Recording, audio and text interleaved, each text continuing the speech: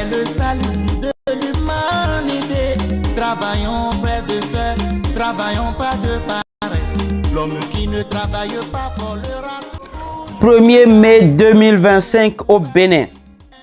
Le travail en deuil, l'espérance en sursis. Peuple béninois, mes chers compatriotes, alors que la communauté internationale célèbre ce jour la noblesse du travail, mon cœur saigne devant le calvaire silencieux de millions de nos concitoyens. En effet, depuis 2016, chaque 1er mai ressemble moins à une commémoration qu'à une cruelle mise en scène où l'on part des plaies béantes de rubans dorés. Que voit-on lorsqu'on ose regarder derrière les chiffres triomphants? On voit des pères de famille réduits à l'état de fantômes, errant avant l'aube vers des chantiers incertains. On voit des mères transformées en marchandes de survie, le dos voûté sous le poids des dépressions quotidiennes. On voit des jeunes diplômés dont les rêves se dissolvent dans l'amertume des dossiers rejetés. Comment pourrait-il en être autrement quand, dès son avènement, les premières décisions du régime de la rupture furent de supprimer des milliers d'emplois par pure méchanceté, serait-on tenté de croire, vu qu'aucune autre alternative n'a été proposée à ces compatriotes qu'on venait ainsi de sacrifier sur l'autel de la vengeance aveugle. Mes chers compatriotes, notre système est allé jusqu'à institutionnaliser l'humiliation du travailleur par l'adoption de la loi 2017-05 du 19 août 2017, communément appelée loi sur l'embauche.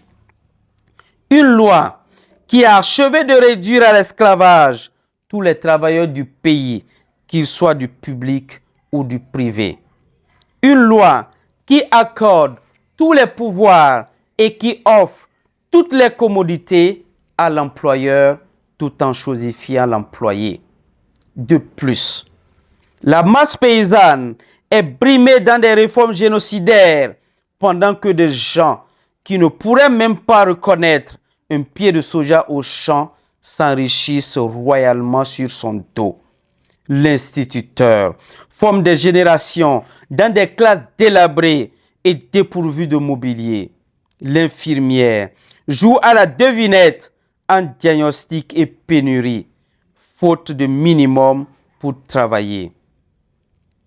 En 2016, on nous promettait la révélation de notre pays, mais aujourd'hui, 9 ans plus tard, est révélée surtout une vérité crue. L'État s'est brutalement désengagé de son rôle de protecteur des travailleurs.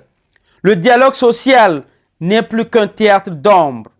Les conventions collectives ressemblent à ces vieilles photographies jaunies qu'on sort pour la forme. La politisation, les règlements de compte règnent en maître dans nos administrations. Et tout ceci sans la moindre possibilité pour les travailleurs de revendiquer quoi que ce soit, vu que tous les moyens de revendication leur sont arrachés par des lois liberticides. Droit de grève très encadré, regroupement interdit, manifestations réprimées et que sais-je encore. Pendant ce temps, les salaires réels ont fondu comme neige au soleil. Cherté de la vie oblige. La sécurité sociale reste un luxe inaccessible. Tous les agents de la fonction publique sont bloqués à l'échelon 11. Chers camarades travailleurs, ce n'est pas d'aumône dont nous avons besoin, mais de justice. Non de compassion, mais de reconnaissance. La dignité ne se négocie pas, elle se restaure. À nos dirigeants, nous proposons un nouveau pacte social où chaque travailleur serait réellement considéré comme une richesse nationale à protéger à tout prix. Une révolution éducative qui cesserait de produire des chômeurs diplômés. Une révolution avec une vision à long terme qui replacerait l'éducation à sa véritable place de pilier inamovible du développement intégral du Bénin. Une économie recentrée sur le bien-être des travailleurs et de tous les Béninois plutôt que sur les indicateurs macroéconomiques. Un système qui essaie de déshumaniser les travailleurs. Chers camarades travailleurs, je sais vos mains calleuses, vos nuits d'angoisse devant les factures impayées, vos regards inquiets vers l'avenir. Mais je connais aussi votre courage inouï, cette capacité béninoise à transformer le rien en possibilité.